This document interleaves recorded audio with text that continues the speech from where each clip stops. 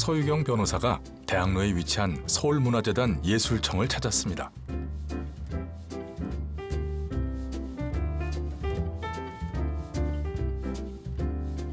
이곳에서 공연 예술인을 위한 법률 특강이 열릴 예정인데요.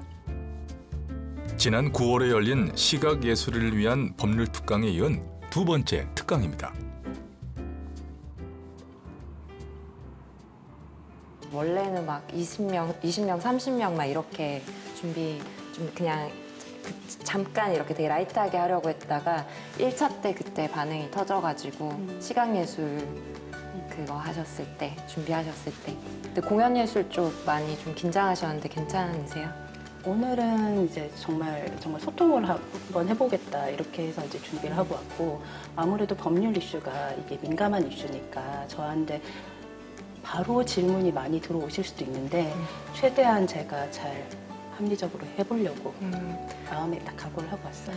지난번에 시각 예술인들을 위한 법률 특강 후 본인의 강의에 부족한 점이 무엇인지 많은 고민을 했다는 서유경 변호사. 아무래도 여는 게 좋고, 현장에서 지금 궁금한 게 있는데 그거를 즉각 질문을 하고 또 즉각 회답을 받고 싶어 하시는 것 같아요.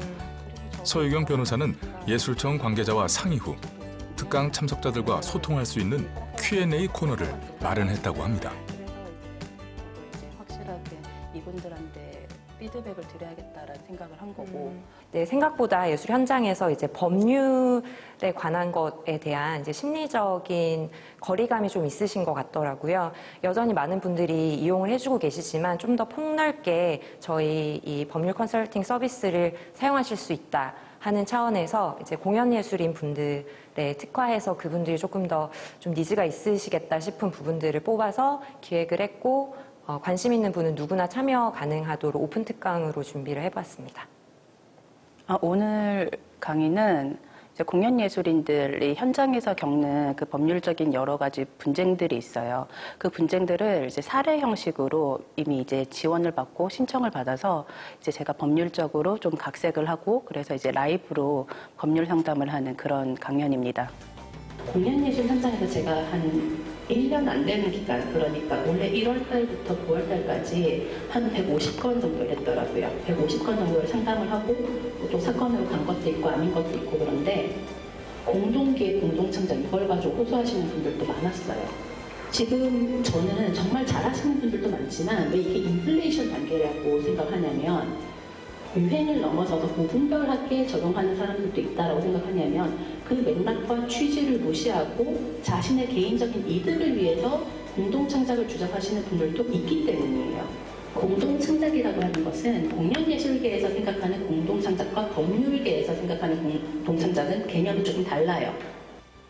네, 오늘 공연 예술 현장에서 이제 다양한 예술인들한테 사연을 직접 받아서 제가 이제 그 법률적인 문제들을 각색을 해서 강연을 하게 되는데요. 총 3가지 구성으로 나뉘어요. 첫 번째는 공연 예술 현장은 개인 예술과는 다른 단체 예술로의 특성이 있거든요. 그래서 일반적인 계약의 범주에서 접근하는 것보다는 단체 협약이나 자치규약적인 측면에 있어서 단체법적 질서를 좀 다루는 이야기들을 하게 될 거예요. 그다음 두 번째로는 예술인들이 각각 사연을 이제 제출해 준 것들이 있는데, 거기에서 제가 4가지 정도를 이제 구성을 했어요.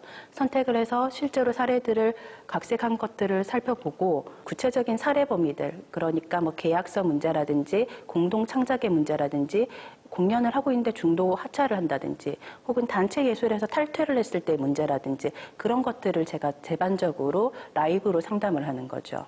그리고 마지막에는 단체 예술로서의 공연 예술이 어떻게 하면 안전하게 분쟁을 예방을 하면서 잘 공연을 하게 될 것인가, 그 문제들을 마무리하는 그런 구성으로 이루어져 있습니다.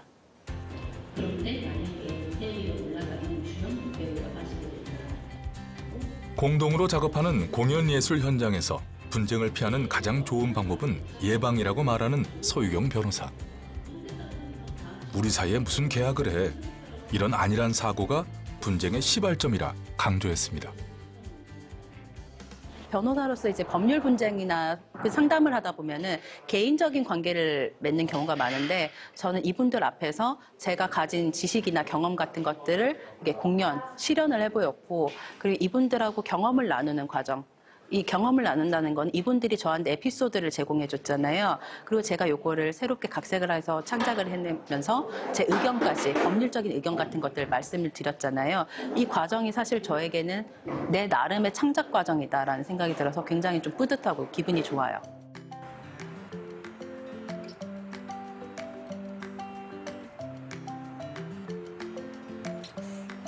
지금 계속 하던 거 하고 있죠. 이제 삼국지톡 계속 작업하고 있고, 그리고 조선왕조 실톡은 복귀를 해야 되는데 4년 차네.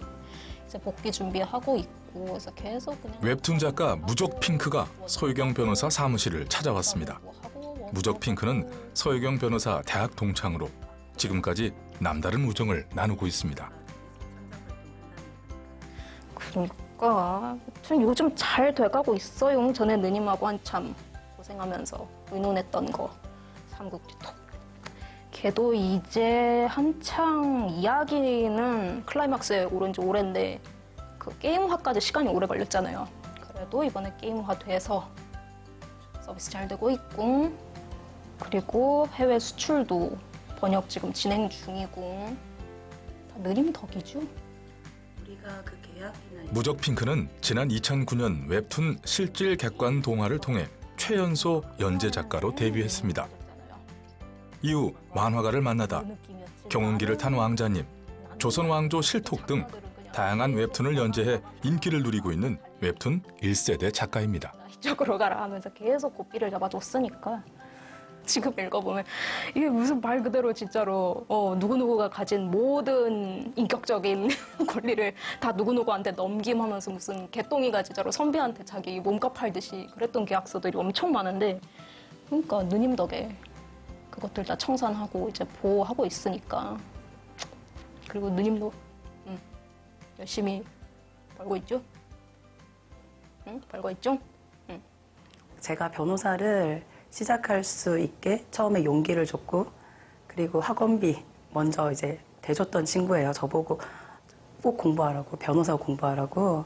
그래서 이제 제가 정말 예술 디자인 이걸 그만하고 정말 변호사 이거 공부해야 될까 싶을 때 입금 먼저 해주더라고요. 그래서 제가 공부 안 하면 안 될게 이제 해줬던 친구고, 그다음에 제가 변호사가 된 다음에 로펌에서 퇴사하고 제가 작가 쪽으로 같이 일을 하고 싶다라고 생각을 했을 때 본인이 저의 1호 고객이 되어줬어요. 그러니까 저의 출발점이 있는 친구, 그리고 제가 원래 나가려고 하던 방향대로 계속 나갈 수 있게 옆에서 이렇게 계속 지켜봐주고 있는 거죠. 그런 친구예요. 변호사라는 직업은 역사가 되게 길잖아요. 길고, 그래서 뭐 이혼 전문 변호사든 상속 전문 변호사든 아니면 뭐 형사 전문 변호사든 그렇게 어떤 레일 같은 게 있고 패턴이 있고, 그 패턴에 따라서 일을 할 수도 있을 거고, 그러면 뭔가 이른바 직원을 늘려서 누님이 더 편하게 일을 하는 방법도 있을 텐데, 문화예술 변호사는 특히 지금 누님이 하고 있는 일들은 모든 케이스가 너무 최전선에 있고 서럽잖아요. 이것도 보통이 아닐 것 같은데, 그냥 기존에 선례들 많은 거 할 걸로 하고 후회한 적은 없어요? 이게 되게 재밌는 게, 재밌구나. 나는 정말 응. 그러니까 답을 풀어가는 걸 즐겨하는 사람이라기보다는 뭐를 문제로 만들까 이걸 고민하는 사람이라는 거를 이 직업을 하면서 너무너무 깨닫고 있고, 그리고 문화예술 변호사라면은 사건 분야 중에 어떤 분야를 주로 하세요? 뭐 저작권을 하세요? 이런 얘기를 하시는데 그건 아니고, 나는 일반 민형사, 행정 이런 것들 다 해야 되는 사람이에요. 왜냐? 맞아. 내 의뢰인이 어떤 사람인데 어떤 방향으로 비즈니스를 설계하는 사람이고 그 사람에게 어떤 이슈가 터지느냐 이걸 연구를 해야 되는 사람. 근데 다만 문화예술의 특성상 저작권 비즈니스가 많으니까 저작권이 나한테 많이 할당이 되는 것은 맞고, 다만 그걸 풀어가는 방법은 굉장히 여러 가지가 있다는 거지. 걱정은 되죠. 친구로서는 걱정이 돼요. 분명히 그냥 일 잘하고 있다, 재밌다 하면서도 고충이 있을 텐데. 그리고 그게 혼자서 일하고 혼자서 책임지면 되는 저랑은 달리 이제 변호사니까 아마 상상을 못할 지저분한 꼴을 보거나 복잡한 꼴을 보거나 억울한 꼴을 많이 봤을 텐데, 근데도 참 잘 해나가고 있구나 하면서 애틋한 한편, 이제 언니가 해나가는 모든 시도들이 저를 비롯한 작가들이 더 행복하게 작업을 하는데 매번 도움이 되고 있거든요. 매번 좋은 선례를 만들고 있고 그래서 좀 더 굴러줬으면 좋겠다 하는 마음이 드는 한편 그래서 양가 감정이 있어요. 논문은 이제 박사 과정 통해서 하려고 하는 거고 그다음에 강의 서유경 변호사는 현재 서울대학교 법학전문대학원 박사과정에 재학 중입니다. 이런 식으로 해결이 됐어요. 문화예술 최전선에 있는 작가들과 법 이야기를 하려면 보다 명확한 기준점과 지식이 필요하다는 것을 느꼈다고 합니다. 이왕 할 공부라면 제대로 하고 싶었다고 합니다. 새로운 게 있으니까 공부라고 하는 게 어떻게 보면은 정말 좋은 비즈니스 모델의 그 첫 번째 출발점, 시대를 갖출 수 있는 방식이라는 거지. 본인이 좋아하기도 하지만 늘 공부하는 변호사였으면 좋겠죠. 공부를 늘 한다는 건 진심으로 이 일을 사실 사랑하고 있다는 뜻이기도 하거든요. 관심 없는 일에는 정말 공부하기 싫어지잖아요. 근데 자기가 좋아하는 거에 대해서는 힘든 걸 모르고 계속 파고들고 싶어지는 게 사람이니까 언니가 법 공부를 한다는 건 언니가 계속해서 법을 사랑하고 있다는 뜻일 거라고 생각하거든요. 그리고 계속해서 법을 사랑한다는 건 사실 법은 사람을 상대로 하는 일이잖아요. 그러니까 계속해서 사람을 어쨌든 챙겨주고 사랑하고 있다는 뜻일 거라서 계속해서 공부하는, 그래서 행복해하는, 그래서 일 잘하는 그런 변호사로 지냈으면 하죠.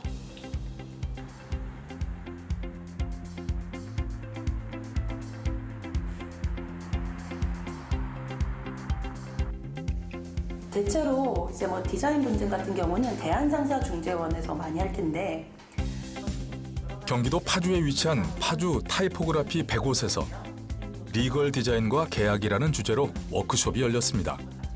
파주 타이포그라피 재학생 및 졸업생, 그리고 한양대학교 기술경영전문대학원 김지은 교수 연구팀이 함께했습니다. 리걸 디자인, 용어가 다소 생소합니다. 이제 대부분 생소하신 분이 많으실 것 같은데요. 이제 정의에 따르면 이제 우리가 이제 법률과 규제에 대한 인간 중심적인 혁신을 이야기를 해요. 그래서 인간 중심적인 혁신이라고 하면 사실 디자인 띵킹으로 생각하시는 게 더 편하실 것 같아요. 그래서 우리가 디자인 띵킹이라고 했을 때 이제 미국의 스탠퍼드 스쿨부터 시작을 해서 많은 기업들이 뭔가 기업의 조직 문화든 기업의 어떤 기술 개발이든 이런 것들도 다 인간 중심으로 생각을 했을 때 우리가 새로운 기회들이 많이 발생한다라고 해서 한 최근 10년간 굉장히 많이 기업에서 하도록 우리가 다뤄왔고요.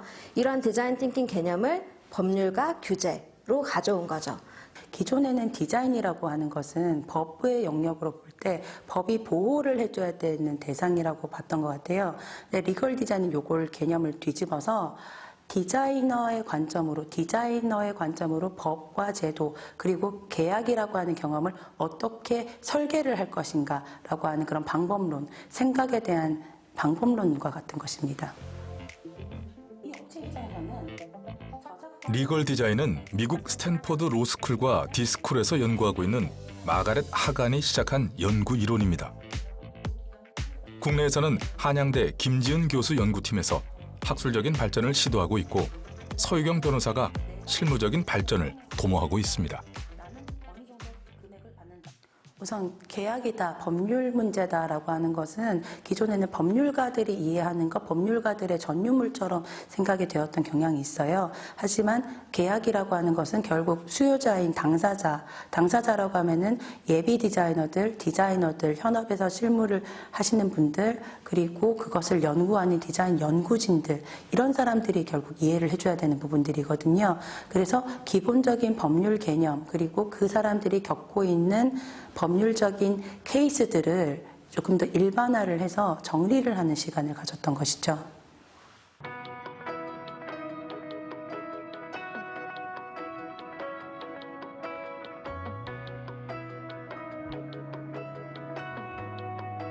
이게 지금 보시면 이게 첫 화면이 딱 이 화면인데 이러면은 요 이 부분이 약간 화면이 깨진 것 같아요. 서울 창업 카페 양천 신정점에 입주해 있는 주식회사 벽촌. 벽촌은 변호사와 변호사를 연결하는 지식정보 공유 플랫폼인 로이랜드를 개발하는 스타트업입니다. 로이랜드는 변호사를 뜻하는 로이어와 놀이동산 테마파크 이름에 들어가 있는 랜드의 합성어라고 합니다. 그래요. 뭐 로리포터 여기 화면을 보면 이렇게 넘길 때마다 이 게이지 바 이게 올라가는 이 부분이 적용이 될 수 있으면 적용을 했으면 좋겠어요. 이 부분은.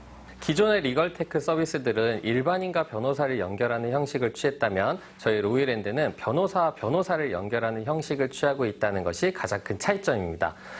변호사들이 자신의 업무를 하면서 혹은 변호사 생활 전반에 걸쳐서 궁금한 점이 생겼을 때 이와 유사한 경험을 한 다른 변호사들의 지식과 정보가 거침없이 소통될 수 있는 이곳이 바로 로이랜드입니다. 근데 로리포터는 정말 진짜 잘 만들었어요.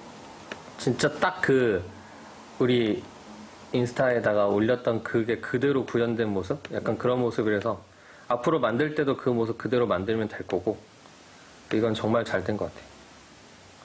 근데 하나 제가 불만 있는 거는 여기 있잖아요. 이 페이지에 각 페이지마다 지금 나오는 기사가 5개란 말이죠. 그래서 이거는 한 10개까지로 늘리면 어떨까? 늘리면 뭐 문제가 생기나요?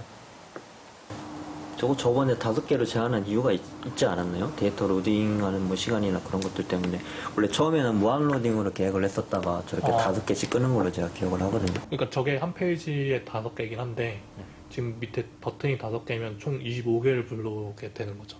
네. 그렇죠? 10개면 50개, 이미지 파일이 10장이면은 500장이 되니까 그 10개씩 해놓고 너무 느리면 5개로 줄이든지 그런 식으로.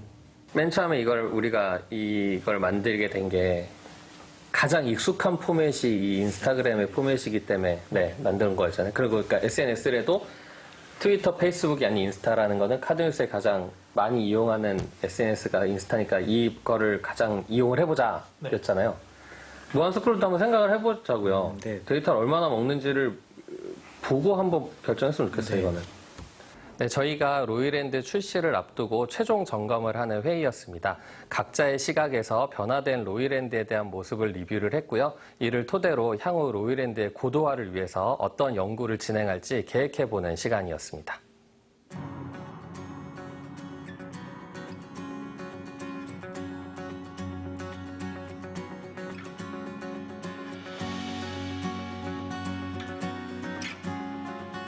정민철 대표가 로스쿨 재학 당시 가장 친하게 지냈던 지안나 변호사를 찾아왔습니다.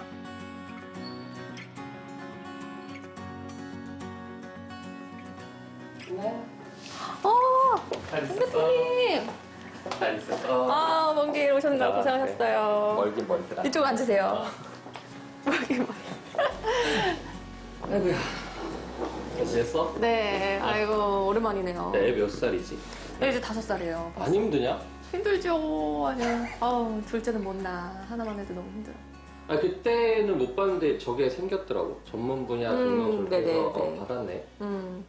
뭐 민사랑 이혼 2개 다르다.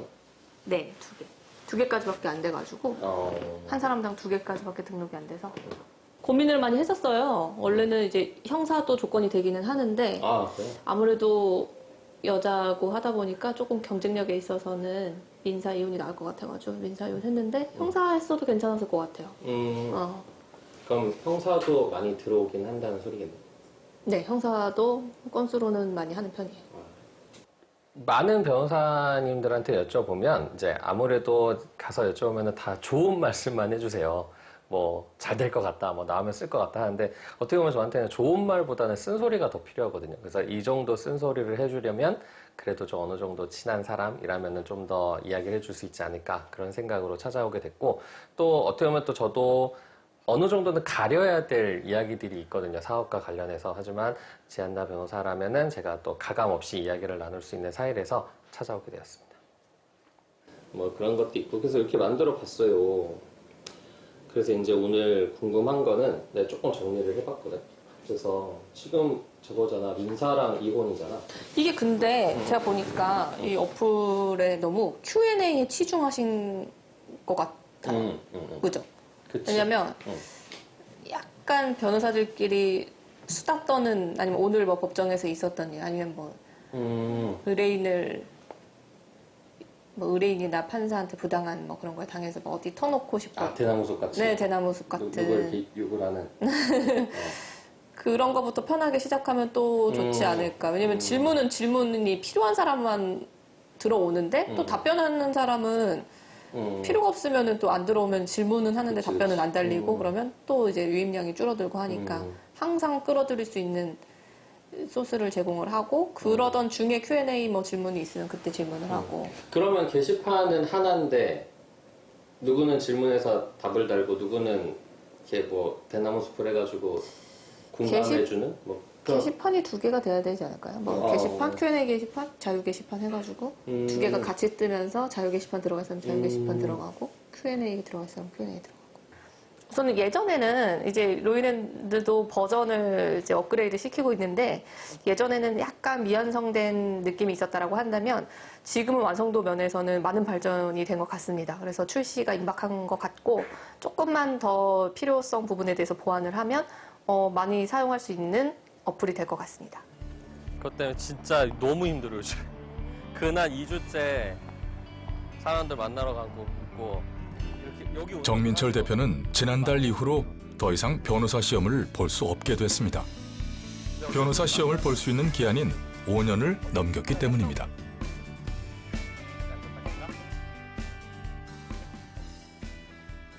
이쪽 사업 하시다 보니까 조금 더 변호사 시험 안 되신 거에 대한 아쉬움이 더 좀 크시겠어요? 그거는 항상 마음에 있어. 막 뭐 이 사업을 하고 안 하고가 아니더라도 뭐 변호사 시험 공부해서 변호사가 되고 싶어서 로스쿨을 갔고 변호사 시험이 안 됐는데 설마 그게 기분이 좋을 일은 없지. 근데 만약에 내가 변호사가 됐다면은 사업을 하진 않았을 거야. 그리고 뭐 어떤 과정을 거치고 어떤 아이템을 만들고 지금 내가 하려고 있는 내용들을 내가 팔고자 하는 이 고객들이랑 이야기를 해보면은 하나같이 그래도 긍정적인 답변을 해준 걸 보면 또 아주 엉뚱한 사업을 하고 있지는 않은 것 같다. 뭐 그렇게 말을 한다면은 지금의 이 2년여 됐던 기간이 아직은 행복하게 일하고 있어. 너무 좋네요. 다행이다. 근데 그래도 가끔씩 이렇게 사람들 만나서 아니면 뭐 사업 아이템이 뭐냐 이렇게 물어보면은 그 사람들이 항상 나한테 마지막 질문은 혹시 대표님은 변호사신가요를 물어보거든. 근데 그때는 또 한 번 가슴이 오긴 오는 것 같아. 그래서 그리고 아니라 그랬을 때 이 질문한 사람의 표정이 변하는 모습을 봤을 때 그럴 때는 아직은 내가 아직까지는 좀 미련이 있구나 그런 생각을 할 때가 많지. 다 뭐 어떤 일을 겪고 나면 꼭 나쁘지만은 않은 것 같아요. 다 지나와 보면 그렇지. 거기서 또 얻는 게 있고 또 배우는 게 있고 또 전혀 다른 방향으로 틀면서 또 새로운 기회가 열리는 게 있고 그렇지. 그렇게 생각하면 또 지금 너무 잘하고 계시니까 만약에 변호사가 되셨으면은 또 오히려 더 괴롭게 또 너무 자유분방하신 스타일이니까 어디 소속돼서 일을 하시거나 아니면은 또 변호사가 개인 창업을 해도 소속돼서 일하는 의뢰인의 일에 소속이 된 거니까 그게 끝날 때까지 계속 매여 있는 거를 답답해 하셨을 수도 있을 것 같아요. 그래. 네, 변호사 시험이 안 된 건 항상 마음 한구석에 응어리 져 있는 부분이 있어요. 뭐 너무너무 변호사가 되고 싶었고 꿈도 가졌고 시간과 돈을 썼으니까. 하지만 지금 제가 하고 있는 이 사업은 저한테 지금 너무너무 재밌습니다. 또 제가 공부했던 부분에 대한 이 리걸테크까지 이어져 왔던 내용도 너무너무 즐겁고요. 그래서 당장의 로이랜드를 통해서 변호사분들뿐만 아니라 앞으로는 정말 국민들에게 뭐 우리나라에 도움이 될 수 있는 리걸테크 플랫폼을 만들 수 있을 때까지 최선을 다해서 열심히 하겠습니다.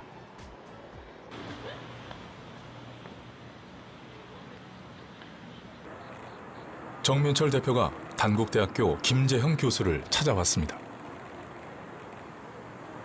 네, 교수님 안녕하세요. 네, 안녕하세요, 대표님. 네. 작년에는 그래도 저희 학교의 초기 창업 패키지에 사업에 참여하시면서 가끔 뵀는데 올해는 저도 그렇고 대표님도 그렇고 너무 바쁘셨던 것 같아요. 너무 반갑습니다. 그래도 오랜만에 왔는데 오늘은 학생들이 좀 많아서 캠퍼스답고 너무 좋네요. 네, 이제 학교에서는 대면 수업 다 진행하고 있고요. 네. 학생들이 캠퍼스에 굉장히 많습니다. 그래서 저희도 좀 활기가 차고요.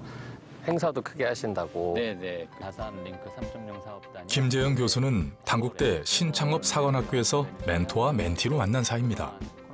정민철 대표의 아이템을 부정적 시각으로 바라보던 사람들이 많았던 시절 묵묵히 응원해 주신 분이라고 합니다.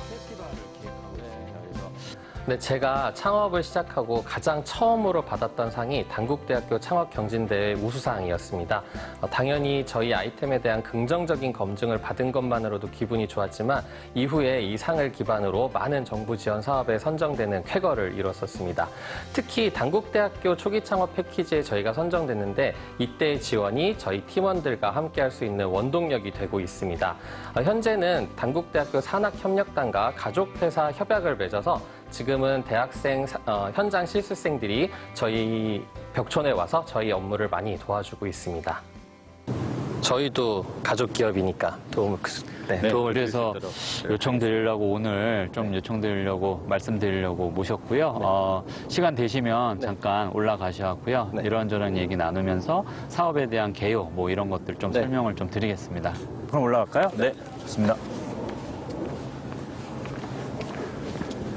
대표님 오늘 티타임은 우리 206호 예전에 창업교육 받았고 또 시상 대표님 시상했던 요 206호에서 들어가셔서 하시죠. 네.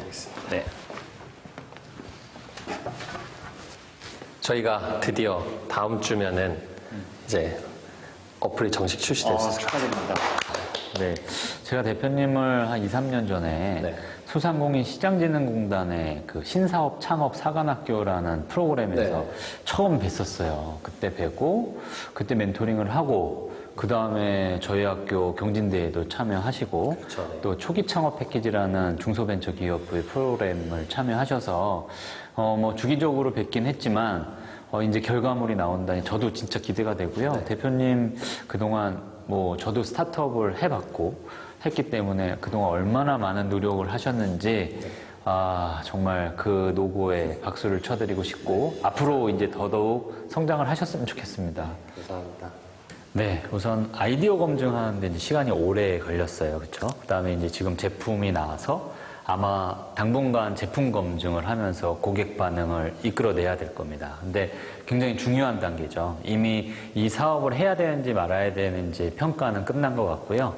고객들의 반응에 따라서 얼마나 시장에서 빠르게 대처하느냐가 굉장히 중요한 역할을 할 것 같은데 그럴 역량이나 그럴 인적 자원을 충분히 갖고 있다고 생각을 해요. 그래서 이제부터는 내 생각이 중심이 되는 게 아니고요. 고객 입장에서의 고객 마인드에 따라서 시장의 반응을 충실히 반영했으면 좋겠습니다. 근데 이제 문제가 변호사들은 보면 볼수록 되게 폐쇄적인 집단인 것 같아요. 그리고 또 아무리 규제를 완화한다 하더라도 변호사협회에서 사설 플랫폼에 대한 시선은 그리고 리걸테크에 대한 시선은 좋지 않은 건 또 현실이고 그러니까 변호사들한테 가서 혹시 이런 플랫폼이 나오면 쓰겠냐 이런 식으로 얘기하면 조금 좀 불편해하는 분들이 계시더라고요. 그럼 그런 분들에게 마케팅을 하려고 한다면 또 특별한 방법이 있을까요? 리걸테크 시장은 변호사님들이나 법률 시장들은요.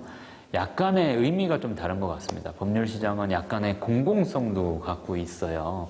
그래서 상업적인 부분과 이 공공적인 부분들을 어떻게 조합시키면서 그 규제를 조금 벗어날 수 있는 모델들을 지금 만드신 것처럼 계속 확대를 시켜야 돼요. 이게 스케일업을 하면서 그런 수익 모델이 나올 수 있는. 근데 또 뭐 이렇게 말씀을 드리자면 계속 규제가 있는데 규제와 계속 대립되는 모델들을 만들면 시간과 노력이 너무 힘드시잖아요. 그래서 그런 부분들을 잘 이렇게 조금씩 조정하시면서 정말 수익 모델과 벗어나고 아니면 그 틈새 시장에 대한 것들을 조금 생각을 하시면서 나가야 되지 않을까 그런 고민을 하고 있습니다. 저도. 우선적으로 핵심 고객군에 대한 부분들이 틀려요. 그래서 저는 규제에 대한 것들은 조금 벗어날 수 있다. 그리고 굉장히 틈새 시장을 잘 노렸다라고 생각을 하고 있고요. 하지만 변호사들의 이제 인식 변화 부분에 대한 부분들은 문제점을 갖고 있거든요. 하지만 지금 변호사들의 인적 3만 명이 넘고 굉장히 빠른 수로 기하급수적으로 늘어나기 때문에 아무래도 혁신적인 생각을 가진 변호사들이 점점 늘 거라고 생각을 하고 있습니다. 그래서 시장의 전망은 점차 올라갈 거다. 그리고 그 안에서의 틈새 시장에 따른 스케일업에 대한 그 사업 부분의 비즈니스 부분의 모델에 대한 부분들을 지속적으로 발전을 꼭 시켜야 된다라고 조언을 좀 드리고 싶습니다.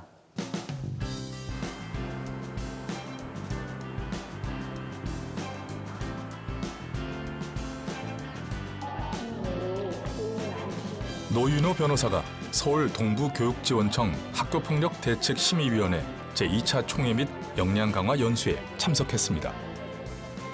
심의위원회 위원 전원이 참석하여 지난 학기의 주요 사안을 보고받고 역량 강화 연수를 통해 공정성과 전문성을 강화하는 연수를 진행하는 행사입니다. 제가 실은 그 심의위원회 이전에 학교폭력대책자치위원회라고 해서 지금 심의위원회 역할을 학교에서 했었습니다. 그래서 그때 학교에서 자치위원회 활동한 경험이 있어가지고 학교에서 추천을 해주셔서 지금 현재 심의위원회에서 활동을 하게 됐습니다. 노윤호 변호사님은 저희 청의 심의위원으로 오셔서 활동도 많이 해주시고 또 많은 심의 과정에서 많은 조언을 해주셨고 또 아무래도 학교에서 자치위원 활동을 또 꾸준히 해오셨기 때문에 학교 현장의 상황이나 학생들의 어떤 모습들, 학생들의 학교 생활들 이런 거에 대해서 조금 더 자세히 알고 계셨기 때문에 저희가 조금 더 좋은 심의 결과를 내는데 많은 도움을 주셨습니다. 노윤호 변호사는 법률적 지식을 전달하는 전문위원으로 활동하고 있습니다. 피해 학생에게 어떤 보호 조치를 내릴지, 가해 학생에게 어떤 선도 조치를 내릴지 의결을 하는 위원 중 한 명입니다. 학교 폭력의 사실관계 판단과 학생들 조치 등의 활동 등이 주요 업무입니다.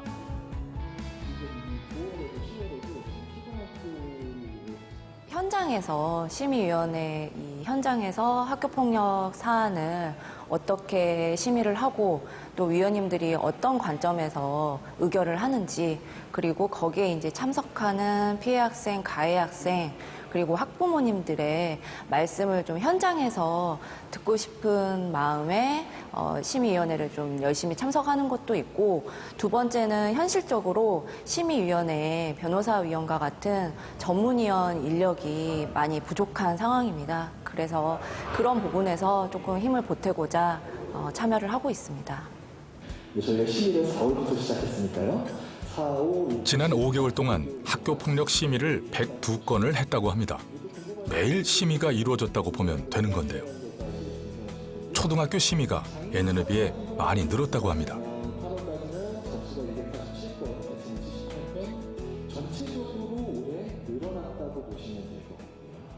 표면적으로는 학교폭력 건수가 늘어난 거 아니냐라고 생각할 수도 있지만 좀 더 들여다보면 학생들이 과거에도 학교폭력은 계속 일어나고 있었고 다만 요즘 들어서 학교폭력에 대한 학생들의 민감도도 높아졌고 그리고 심의위원회에 그 도움을 요청하면 도움을 받을 수 있겠다라는 기대감에 학생들이 용기 내서 신고를 한 것 같아가지고 저는 긍정적으로 바라보고 있습니다. 어른들의 눈으로 생각했을 때는 뭐 애들끼리 싸움에 무슨 전문성이 필요하냐 뭐 이렇게 많이들 생각을 하실 수도 있다고 생각이 들어요. 근데 최근에 학교폭력의 양상들을 살펴보면 서로 싸우고 돈 뺏고 이런 것을 떠나서 굉장히 다양한 갈등의 양상들이 첨예하게 부딪히고 있습니다. 그런 부분에서 당연히 갈등 해결의 전문가, 변호사인 노윤호 변호사님 도움을 많이 받을 수밖에 없는 그런 처지에 있어요. 특히 뭐 노윤호 변호사님 같은 경우에는 대한변호사협회에 학교폭력 분야가 전문 분야로 등록되는데 노력을 많이 해주신 걸로 알고 있고 뭐 같은 업계에 종사하는 사람으로서 저희의 위상을 굉장히 살려주신 것에 대해서 감사하게 생각을 하고 있습니다. 노윤호 변호사가 이재희 변호사를 찾아왔습니다.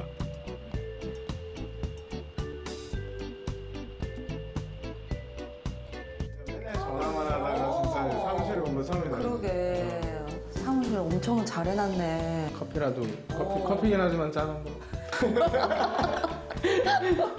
오니까 얼굴 보니까 더 좋네. 계속 우리 만나지는 못하고 전화 통화하다가 맨날 누가 통화하고. 이재희 변호사님은 지금 종합 전문 그 로펌을 운영을 하고 계시고 또 일반적인 다양한 사건을 다루신과 동시에 또 헌법재판이라는 전문 분야로 활동을 하고 계셔서 여러모로 제가 도움을 많이 받는 입장입니다.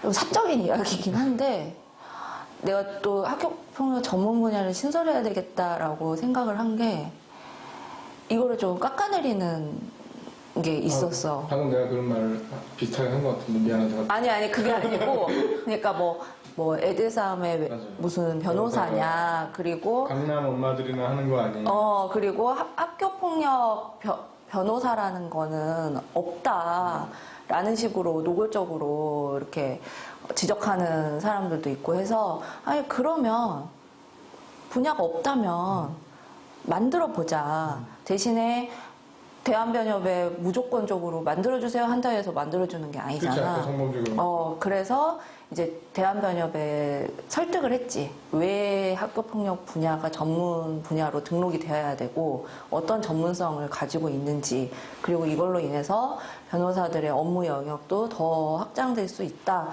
하는 그런 부분을 좀 설득을 해서 그게 받아들여져가지고 이제 전문 분야로 신설이 된 거지. 그 학교폭력이라고 하면 그게 이제 학교폭력대책심의위원회라는 학폭위에서 이루어지는 결정이다 보니까 그런 결정들이 어떤 개인정보보호법 이런 것 때문에 다른 사람이 쉽게 알기도 어렵고 어떤 정도의 처분이 나오는지 이런 거를 잘 알기도 어려워서 그 변호사들 입장에서는 약간 주먹구구 같다. 라든가 이런 느낌을 좀 받기 쉬웠거든요.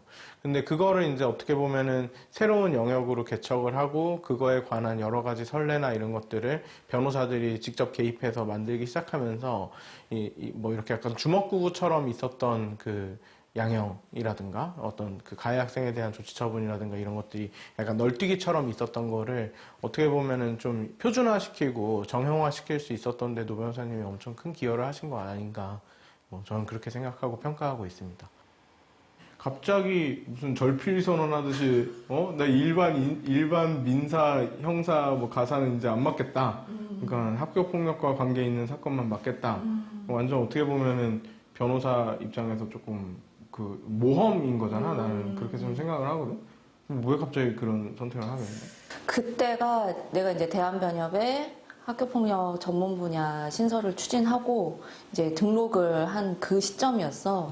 근데 그때 생각을 해보니까 내가 지금 이 학교폭력의 경험과 노하우를 가지고 있는 것처럼 뭐 이혼이면 이혼, 뭐 부동산이면 부동산, 교통사고 그런 분야에 또 경험과 노하우를 갖고 계시는 변호사님들이 있다면 내가 그 사건을 하는 것보다는 그분들이 하는 게 더 좋겠다. 반대로 또 학교폭력 사건이 있으면 그 변호사님들이 봤을 때 이거는 노 변호사가 하는 게 가장 의뢰인에게는 좋겠다라고 비춰질 수 있으니까 그래서 아예 좀 전문적으로 가자라고 결심을 하게 됐지. 저는 약간 이게 새로운 분야고 변호사들이 앞으로 노윤호 변호사의 발자취를 따라가는 많은 변호사님들이 생길 거기 때문에 아까 제가 말씀드렸던 것처럼 이게 뭐 판례나 이런 것들을 쉽게 접하기 어려운 그러니까 학폭위 단계에서 종결되는 경우가 대부분이다 보니 그런 것들을 이렇게 본인의 경험을 잘 담아서 분쟁 사례 뭐 해설이라든가 이런 식으로 좀 책으로 출간을 해주시면 앞으로 그 노 변호사의 뒤를 이어서 후배 변호사들이 이 분야의 어떤 여러 가지 전문성을 더 쌓고 하는데 도움이 될 수 있지 않을까. 노 변호사님이 그런 역할을 선구자로서 좀 개척해 주기를 바라는 마음이 있습니다.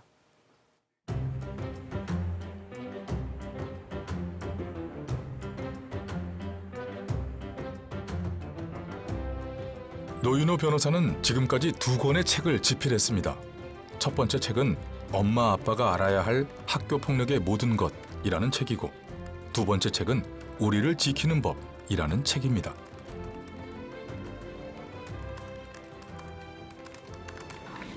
제가 첫 번째 쓴 그 엄마 아빠가 꼭 알아야 할 학교폭력의 모든 것이라는 책은 제목 그대로 부모님께서 아셔야 할 학교폭력의 내용이라든지 절차라든지 뭐 사전 예방교육 또 사후적인 대처 이런 전반적인 부분에 대해서 다루고 있는 내용입니다. 그리고 두 번째 이제 우리를 지키는 법이라는 책은 전 책은 이제 부모님을 대상으로 했다면 두 번째 책은 실제 그 학교 폭력이나 아니면은 뭐 사이버 폭력, 그리고 아동학대, 가정 폭력 이런 폭력에 노출되어 있는 학생들 당사자에게 도움을 줄 수 있는 내용으로 책을 집필을 했습니다. 노인우 변호사는 지금 3번째 책을 집필하고 있습니다. 학교폭력 당사자인 학생들의 심리를 다룬 책이라고 하는데요. 학생들을 직접 만나 사례들을 접하고 심리적으로 어려워하고 있는 것이 무엇인지를 알아보는 책이라고 합니다. 저는 뭐 대학원에서 논문을 쓰거나 하는 것보다 실질적으로 책 한 권으로 어느 누군가의 학생이나 또 학부모님, 또 학교폭력에 직면해 있는 모든 그 분들에게 큰 도움이 된다라는 거를 실감을 했어요. 그래서 책에 대한 이제 매력을 더 갖게 됐고, 지금 또 다음에는 어떤 책이 나올지는 모르겠지만 제가 뭐 계획을 했든 아니면 또 출판사에서 제안을 주시든 기회가 있다면 저는 더 책을 통해서 좀 독자분들을 만나보고 싶습니다. 그리고 지금 막연하게 생각하는 거는 제가 이제 이 학교폭력을 하면서 좀 더 영역이 넓혀진 게 직장 내 괴롭힘입니다. 근데 이 직장 내 괴롭힘과 학교폭력의 공통점이라고 한다면 서로 이렇게 한정되어 있는 그 단체 안에서 아는 사람들끼리 발생을 한다라는 거예요. 근데 이게 단순한 갈등에서 넘어서서 어느 한 사람이 가해자가 되고 피해자가 되고, 근데 그 주변에 사람들도 다 이 두 사람을 알고 있다라는 점에서 어떻게 보면 이 따돌림이라고 볼 수가 있겠죠. 근데 이 따돌림이 과거부터 계속 이어져 온 우리 사회에서 볼 수 있는 모습인데, 과연 이 따돌림을 그냥 이건 어쩔 수 없는 거야 라고 치부할 것인가, 아니면 우리가 정말 진지하게 이 따돌림이 폭력이 될 수 있다는 것을 인지를 하고 어릴 때부터 따돌림에 대한 인식이 잡힌다면 나중에 직장 내 괴롭힘 부분에서도 좀 근본적인 해소가 가능하지 않을까 싶어서 이 따돌림에 대한 좀 심도 있는 책도 생각을 해보고 있습니다.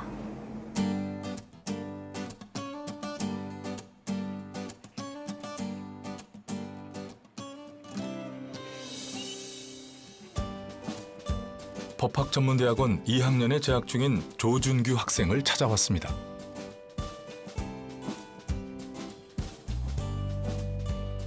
안녕하세요. 성균관대학교 법학전문대학원 2학년에 재학 중인 조준규입니다. 여기 오기 전에는 고려대학교에서 교육학이랑 행정학을 공부했고요. 지금은 여기 와서 변호사가 되기 위해서 열심히 공부하고 있는 법조인 지망생입니다.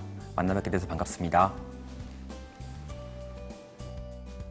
조준규 학생은 오전 8시에 등교해서 오후 11시에 하교한다고 합니다. 하루 종일 학교에서 생활하고 있습니다.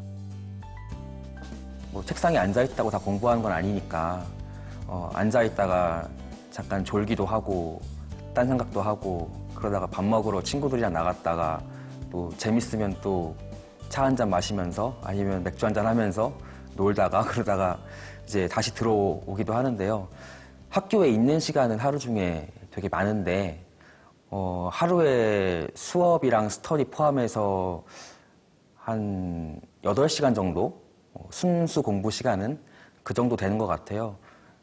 그래서 이제 한 10시간 정도 하루에 10시간 이상 공부하려고 노력은 하고 있는데 그게 마음처럼 잘 되지는 않습니다. 조준규 학생은 어린 시절부터 법학과 진학을 목표로 공부를 해왔다고 합니다. 대학에 입학할 당시 로스쿨이 개설됐고, 로스쿨이 개설된 학교에는 법학과가 없어졌다고 합니다. 시험 점수에 맞는 대학과 학과를 선택할 수밖에 없었다고 당시를 회상했습니다. 내 꿈은 법조인인데 법조인 말고 법을 많이 쓸 수 있는 직업이 뭘까를 고민해 봤더니 그게 그 5급 사무관이더라고요. 그래서 행시를 어차피 볼 거면 법을 또 공부해야 되니까 그동안 내 꿈과 뭐 적성이나 이런 부분들을 완벽하게는 살리지 못하더라도 어느 정도는 살릴 수 있겠다 싶어서 행정고시를 준비를 하게 됐습니다. 군 제대 후 야심차게 준비한 5급 국가공무원 공개 경쟁 채용 시험에 낙방한 조준규 학생은 대학 4학년 때 모 정당의 6개월 과정 청년 정치학교에 들어가게 됩니다. 주 1회 수업을 한 번 결석할 만큼 성실히 다녔는데요. 이런 성실함 때문인지 강남 시의원 공천을 받게 됩니다. 그때 나갈 수 있었던 것이 제가 2018년 2월 달에 졸업을 했어요. 근데 그때도 마찬가지로 지금처럼 로스쿨을 오려고 입시 준비를 하던 상황이었는데 또 그때 입시 결과가 좀 좋지가 않았어요. 그래서 졸업을 하면은 갈 데가 없어진 상황이어가지고 아마 그때 그분이 그 얘기를 전해 들으시고 저한테 제안을 하신 것 같더라고요. 그래서 2018년 2월에 졸업을 해서 2018년 6월에 있는 선거에 출마를 하자 이렇게 결심을 하게 됐던 그런 과정입니다. 시의원 낙선 후 조준규 학생은 심기일전하여 본인의 꿈이었던 법학 전문대학원에 진학하게 됩니다. 일단 변호사 시험을 준비하는 입장이다 보니까 저희끼리 하는 말은 변호사를 더 뽑았으면 좋겠다. 그래야 이제 변호사 시험을 쉽게 붙을 테니까 그렇게 얘기들을 하는데 또 현직에 계신 변호사분들을 만날 기회가 있어서 가끔 제 얘기를 들어보면 그분들 말씀은 본인들도 로스쿨 재학 중에는 그렇게 생각을 했는데 변호사 시험을 붙자마자 딱 떠오른 생각이 변호사를 왜 이렇게 많이 뽑냐. 변호사를 많이 뽑으니까 경쟁이 힘들다. 이제 그런 말씀들을 하신다고 하더라고요. 실제로 변호사 3만 명 시대가 되면서 예전에는 그 자격증 하나만으로 많은 거를 보장받을 수 있는 시대였지만 지금 같은 경우는 변호사뿐만 아니라 그러니까 자기 자신만의 어떤 강점 이런 부분들이 없으면 살아남기 힘들다는 그런 걱정을 실제로 하고 있고요. 정말 변호사 시험을 당연히 붙어야 되겠지만 변호사 시험을 붙은 다음에라도 혹시나 내가 능력이 없어서 손가락 빨고 지내는 거 아니냐 이런 걱정들을 실제로 하고 있습니다. 변호사가 10,000명 되는데 100년이 걸렸는데요. 변호사 3만 명이 되는데 채 10년이 안 걸렸습니다. 그만큼 지금 법학전문대학원 로스쿨에 다니고 있는 학생들의 입장에서는 예전에 비하면 비교할 수 없을 만큼 경쟁이 치열하다는 얘기죠. 로스쿨에 다닐 때도 학업의 양이나 경쟁의 농도가 매우 심한데 법조인이 되었다 하더라도 예전과 비교할 수 없을 정도로 경쟁이 매우 치열합니다. 따라서 예전의 생각을 하고 법조인이 되려고 하면 좀 무모하다 생각될 정도로 법조인이 포화되었다고 볼 수도 있습니다. 하지만 반대로 생각하면 예전에 비하면 지금의 세상은 너무 많이 변했습니다. 소위 말하는 지능정보사회, AI 사회이기도 하고 로봇, 핀테크, 융복합 등 굉장히 많은 시장 수요, 법률 수요가 있기 때문에 새로운 시대에 맞는 새로운 법률 수요 시장을 개척할 수 있는 그만큼 개척자로서의 그 역할도 가질 수 있다고 생각을 합니다. 힘들고 어렵다 하더라도 이 법학 교육을 잘 받으셔서 법률 시장에 대한 새로운 소명을 가지시고 단단한 법조인이 되어서 우리나라가 민주법치국가로서 한 걸음 더 도약할 수 있도록 기여해 주시길 부탁드립니다.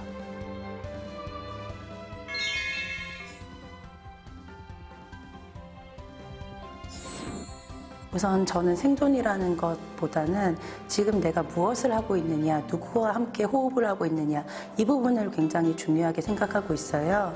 그래서 오늘은 디자이너들의 이야기를 들어보면서 내가 앞으로 변호사로서 무엇을 할 수 있겠구나라는 비전을 찾아가는 길이었고요. 그 길이라고 한다는 것은 결국 서유경 변호사를 누가 찾아올 것이냐라고 하는 길을 모색하는 과정이라고도 생각을 해요. 그래서 저는 생존이다라는 것은 사실 저만을 보는 관점에서 이제 나오는 얘기고, 저는 앞으로 누군가들과 함께, 그리고 이 사람들에게 변호사로서 어떤 법률 지식을 제공해주고 법률 서비스를 제공해 줄 것인가, 그것을 모색하는 관점에서 저의 미래를 그리고 있습니다. 네, 저희 로이랜드 아이템에 대한 설명을 들으신 분들이 공통적으로 하는 질문이 있습니다. 바로 변호사들이 과연 자신들의 지식이나 노하우를 다른 사람들에게 공유하겠느냐라는 질문이거든요. 하지만 제가 만나본 변호사분들은 한결같이 다른 변호사들의 멘토가 되고 싶어 하십니다. 후배들에게 도움을 주고 싶어 하고 내가 겪었던 일과 똑같은 고민을 하는 분들에게 조금이라도 도움을 주고 싶어 하시는 변호사분들이 대부분이라는 걸 느꼈습니다. 앞으로 변호사 4만 명 시대에 5만 명 시대가 온다고 해도 저는 경쟁이 더 심해지는 시대가 아니라 서로 도와주고 함께 성장하는 걸 원하는 그런 시대가 온다고 생각합니다. 그 공유와 소통의 시대에 저희 로이랜드가 조금이라도 도움을 줄 수 있으면 좋겠습니다.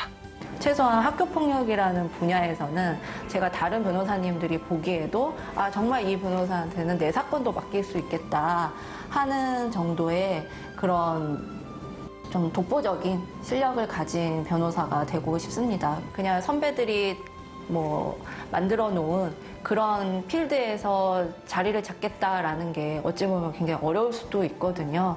그래서 좀 더 새로운 시각으로 이 시장을 바라보고 실제 우리 사회에서 법적으로 필요한 부분이 어딘가를 끊임없이 좀 고민을 하면서 그런 좀 스페셜리스트가 되고 싶습니다.